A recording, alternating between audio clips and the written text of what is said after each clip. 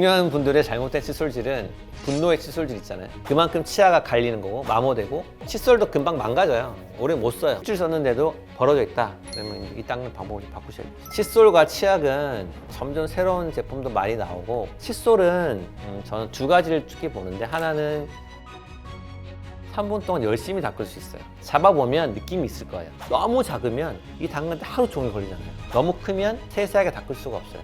본인 치아 크기에 맞게 적당한 걸 선택하는 게 좋겠고, 물론 젊은 환자분은 아니신데 치과에 오셨는데 이를 갖고 오신 분이 있어요. 아침에 이 닥터 이게 빠졌다. 우리 이가 보통 이제 뼈에 붙어 있다고 생각하시기 때문에 아무리 빼려고 잘 안 빠지거든요. 근데 빠진 거 들고 오셨다는 얘기는 그만큼 염증이 오랫동안 지속이 됐고, 빠진 치아뿐만 아니라 옆에 치아도 다 치료를 하고 또 뺄 거는 빼고 살릴 건 살려가지고 이제 임플란트 하고 뭐 교정도 해서 씹을 수 있게 해드린 경우가 있어요. 그러니까 마음껏 먹을 수 있잖아요. 그동안 못 드시는 걸 드시고, 또 한 분은 되게 건장하신데 이쪽은 전혀 못 드시는 거예요. 40대 초반? 맨날 고기 잘 먹다가 운동도 많이 하시는 분인데 불편하잖아요. 근데 보니까 여기는 이가 깨져 있어요. 쪼개져 있는 분들. 그런 분은 무조건 신경치료를 하고 치아를 살리는 방법을 해야 되는데, 그런 거 하시고 나면 훨씬 엄청 좋은 거죠. 계속 불편하다가. 그리고 한 번 더 말씀드리면 60대 여성분인데 치아가 앞니 두 개가 나와 있는 거예요. 나와서 항상 웃을 때 가리고 웃고, 그러니까 이가 삐뚤하다 보니까 뭔가 많이 끼기도 하겠죠. 뭐 끼면 잇몸도 붓고 피도 나고, 또 그러면 또 안 좋은 냄새 나잖아요. 제가 보고 이거 좀 연세가 있으시지만 교정 치료를 통해서 가지런히 해두고 예쁘게 쓰실 수 있다. 그러니까 이제 반신반의 끝에 치료하시고 가지런한 치아를 가지시고, 또 그 이후에 자신감 생겨가지고 치아를 하얗게, 흔히 말하는 비니어 같은 걸 붙이셨어요. 손 가릴 필요 없이 편하게 웃고 대인관계할 때 자신감 있게 하니까 더 젊어 보이고 사회 활동도 더 잘하게 됐다는, 또 그런 분도 좋은 사례가 되겠죠. 저는 이렇게 생각해요. 이제 중장년층, 우리나라 점점 이제 노인 인구가 많아지니까 교정과 전문의 분들 중에서도 사실 중장년층 환자의 경험이 없으면 선뜻 하라고 말씀하기 쉽지 않거든요. 우리가 왜 나이가 들수록 근력 운동이 필요하다 하잖아요. 60대 무슨 근력 운동이야, 나 한 번도 한 적 없는데, 하지만 하면 무조건 좋아져요. 우리 몸은 계속 변하기 때문에 내가 이 나이 무슨 교정해, 60대인데 뭐 곧 내일 모레면 죽을 텐데, 하지만 그렇게 말씀하시는 분일수록 심리적인 니즈가 엄청 강한 분이에요. 그래서 그런 분을 상담을 해드리고, 물론 10대, 20대보다는 5, 60대 교정 치료가 좀 더 조심스럽고 세밀한 부분이 있지만 치아는 다 움직입니다. 속도도 다르고 인체 반응이 다르지만, 그래서 교정 치료는 다 가능하고 앞으로 남은 기간 동안 엄청 이를 건강하게 잘 관리할 수가 있죠. 청소년 때 교정도 되게 중요하지만 중장년층 교정도 아주 중요하다고 생각해요. 왜냐하면 40, 50년 쓴 치아를 좀 더 정확한 구조로 관리하기 쉬운 상태를 만들 수 있는 것이 교정 치료이기 때문에 아주 의미 있다고 생각합니다. 사실 교정 치료를 꺼리시는 건 두 가지거든요. 하나는 내가 무슨 이 나이에 교정이야. 그 말은 교정 장치를 밖에 보통 붙이고 있잖아요. 뭐 이 나이에 교정을 했어, 그런 말 듣기 창피한 거죠. 그런 경우는 교정 장치를 치아 뒤쪽에 붙이면 돼, 안 보이게. 하나 더는 내가 잇몸이 약한데 교정이 될까? 잇몸이 약해도 교정은 다 되고, 잇몸은 염증만 없으면 다 할 수 있습니다. 염증이 있으면 미리 치료를 하고 교정을 하는 것이고요. 60대, 70대 다 할 수 있고, 하고 나시면 훨씬 10대, 20대보다 만족감이 더 높아요. 처음 안에 장치 붙이면 되게 불편해요. 새로운 신발 신는 것처럼 불편한데, 우리 몸이 대단히 놀랍기 때문에 금방 또 적응합니다. 처음에는 딱딱한 거, 질긴 거, 끈적이는 거 드시지 마세요 그러거든요. 그러면 한 일주일 안 드세요. 또 먹고 싶잖아요. 먹어보면 먹어져요. 점점 더 먹어. 그러면 이제 떨어지기 시작, 장치가 떨어지죠. 그래서 견과류 같은 거는 요즘에 뭐 매일 드시는 분이 많기 때문에 말릴 수는 없어요. 왜냐면 교정하는 동안 못 먹게 못하니까 다 드실 수 있고, 근데 좀 주의하지 않으면 장치가 떨어지니까 좀 주의해서 드시면 전혀 문제 없습니다. 근데 껌은 사실 많이는 안 씹으시니까, 항상 하는 건 아니니까.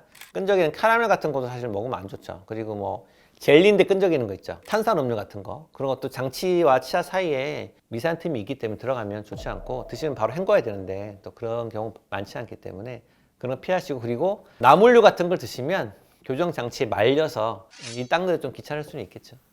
그런 경우는 주로 칫솔모, 칫솔도 종류 여러 가지 있잖아요. 조금 저렴한 칫솔은 뭐가 잘 빠져요. 닦다가 뭐가 끼었는데 본인이 못 빼는 거죠. 그런 경우는 빼드린 적 있고, 생선 가시 같은 거 치아랑 잇몸 사이에 껴서 빼드린 적 있죠. 중년 분들의 잘못된 칫솔질은 이제 흔히 분노의 칫솔질 있잖아요. 빨래하듯이 막 스트레스는 풀릴 수 있죠. 그만큼 치아가 갈리는 거고 마모되고 칫솔도 금방 망가져요. 오래 못 써요. 시간도 금방 끝나겠죠. 3분 동안 이걸 할 수는 없잖아요. 이걸 뭐 3분 동안 3초 정도 하겠지. 그런 급하게 세게 하는 칫솔질은 좋지 않은데 어린 친구들보다는 중장년층에서 그런 걸 많이 하죠. 3분이란 시간이 그렇게 길지는 않기 때문에 충분히 할애하셔서 좀 조심스럽게 닦는 게 좋지 않을까 싶습니다. 칫솔과 치약은 점점 새로운 제품도 많이 나오고 고가의 치약도 많고 물론 좋습니다. 향도 좋고 만족감이 있어요. 아, 나는 이런 좋은 치약으로 닦는다 만족감이 있는데 그거를 사실 매일 써야 되잖아요. 칫솔은 저는 두 가지를 특히 보는데 하나는 칫솔모의 크기랑 칫솔모의 강도를 봐요. 부드러운가 딱딱한가. 그리고 하나 더는 칫솔은 손을 잡고 닦는 거기 때문에 잡았을 때 그립감 좀 미끌리는 느낌이 있고 불편하면 잘 안 하게 되거든요. 이게 편해야 3분 동안 열심히 닦을 수 있어요. 잡아보면 느낌이 있을 거예요. 저는 적당하게 두껍고 약간 실리콘 재질로 미끄럼이 방지되는 그런 손잡이를 좋아하고요. 직선보다는 좀 곡선을 좋아하는 편이에요. 약간 만곡이 되어 있는. 그리고 칫솔모는 칫솔모의 그 길이가 보통 자기 치아에 한 2개 크기면 좋거든요. 그럼 거기에 맞게 칫솔모를 정하는 게 좋고 너무 작으면 이 닦는데 하루 종일 걸리잖아요. 너무 크면 세세하게 닦을 수가 없어요. 본인 치아 크기에 맞게 적당한 걸 선택하는 게 좋겠고 엄청 부드러운 뭐 있잖아요. 물론 나쁘진 않지만 우리 치아에 음식물 껴보신 분들 아실 거예요. 아무리 안 빠진 경우가 있어. 플라그도 마찬가지로 너무 부드러운 걸 하면 제거 안 되는 경우도 있어요. 그래서 잇몸에 염증이 있거나 아니면 내가 다른 사람보다 뭔가 자극에 되게 민감해요. 그러면 그런 거 써도 되지만 일반적인 뭐를 쓰셔도 저는 문제가 없고 치약은 되게 호불호가 갈리거든요. 치약을 고를 때는 저는 뭐 시린니 예방 치약 같은 것도 있잖아요. 결국엔 치약 안에는 물리적으로 이를 닦을 때 편하게 음식물이 제거되도록 연마제라는 게 들어가 있는데 거의 함량과 그 크기도 되게 중요하거든요. 그래서 너무 연마제가 많이 들어간 치약으로 너무 힘을 많이 줘서 닦다 보면 이가 패일 수도 있고 하나도 안 들어간 치약으로 닦다 보면 잘 깨끗하게 청소가 안 될 수도 있어요. 입안에 염증이 없다고 하면 저는 뭐든 치약 상관없는데 너무 화한 성분은 잠깐만 닦아도 다 닦인 느낌이 들거든요. 그러면 깨끗이 안 닦게 되는 것 같아요. 그래서 시간을 충분히 할애할 수 없는 한은 향이 덜한 걸 닦는 걸 선호하는 편이고 양치를 안 하고 가글만 한다. 안 하는 것보다는 나쁘지 않죠. 의미가 없진 않지만 바람직하진 않고. 근데 가글은 조금 다른 의미가 내 입안에 염증이 있거나 뭔가 안 좋은 상태라 그러면 가글하는 거는 괜찮아요. 근데 매번 하시는 거는 그 가글 자체에 입안에 뭔가 흡착되도록 하는 성분도 있고 그거를 가글함으로써 이를 좀 덜 닦게 되는 경우도 있어요. 그것보다는 충분히 이를 닦으시고 아 그래도 뭔가 피가 나고 불편하다 그러면 클로렉시딘 제제 가글 같은 건 가끔 하시는 거는 좋죠. 제가 가글을 쓰는 경우는 두 가지인데 이를 열심히 닦는데도 피가 나서 염증이 좀 있는 것 같아요. 당장 병원을 못 가면 그런 경우 가글을 보조적으로 쓰고 정말 어디 출장 가면 급해요. 식당 가서 밥 먹으면 누굴 만나야 돼. 그러면 그때는 가글을 쓰죠. 그런 경우 아니면 가글은 좀 차선책으로 쓴다고 보시면 될 것 같아요.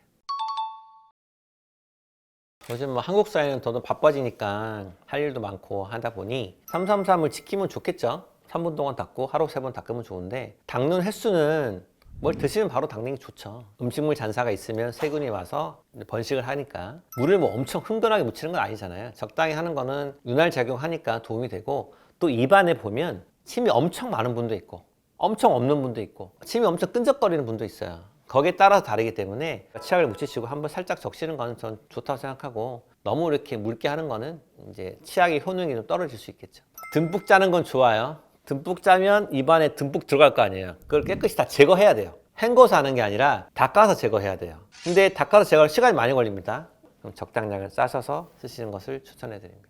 그냥 보통은 엄지손톱이 있잖아요. 손톱 길이 다 다를 수 있지만 한 그 정도 길이 짠다 보시면 될 것 같아요. 물로 헹구는 거는 많이 할 수 좋죠. 그거 적게 하는 게 오히려 안 좋아요. 물로만 헹구면 안 되는 거죠. 30초 닦고 물로 막 3분 헹구는 거는 아무 의미 없어요. 많이 헹굴수록 좀 좋다 생각하고 미백 치약은 많은 제품이 있고 사실 누구나 이가 하얗게 되길 원하잖아요. 그래서 쓰시는 거를 저는 반대하진 않지만 매일 데일리하게 쓰는 건 저는 찬성하진 않고요. 어쨌든 치아를 밝게 하는 것은 화학 성분을 가지고 치아 표면에 화학 작용을 일으켜서 표면에 붙어있는 유기질을 제거하는 거거든요. 근데 그게 이 닦는 시간만으로는 충분치 않아요. 화학 성분을 매일 3번 이상 치아에 잇몸에 하는 것은 좋지 않다 생각하고요. 칫솔 교체 주기는 칫솔이 이렇게 보통 서 있잖아요. 서 있으면 이렇게 좌우로 움직여도 탄성이 있어요. 이런 탄성이 없어지는 거는 너무 칫솔을 많이 물거나 힘을 많이 주면 영구 변형이 생기죠.